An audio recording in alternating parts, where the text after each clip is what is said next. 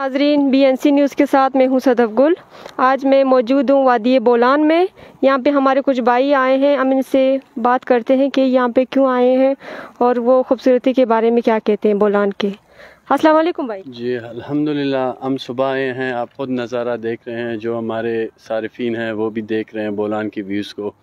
बारिश के बाद हम लोग फ़र्स्ट टाइम आए हैं। ठीक है, अल्हम्दुलिल्लाह ये व्यू है आपके सामने है, आप चेक कर सकते हैं। हम आए हैं शिकार पे, मैं और मेरे कज़न्स ब्रदर्स। जी, ये बहुत अच्छी बात है। और यहाँ के पानी के बारे में आप क्या कहते हैं? देखिए, मैं पानी के बारे में, यहाँ की जो लोग हैं, यहाँ के रहने वाले, वो भी कुछ नहीं कह सकते, क्योंकि यहाँ पे पानी पे कुछ भरोसा नहीं। जब भी बारिश होती है तो बारिश की वजह से पानी अपनी डायरेक्शन चेंज करती है। अब आप यहाँ पे चेक कर रहे, वो ग्रीनरी पानी है। पहले आप ख़ुद भी वहाँ पे जा सकते थे, लेकिन अब यहाँ पे बिल्कुल साइड पे भी है, तकरीबन 10 फुट पानी है आप लोगों के सामने। जी।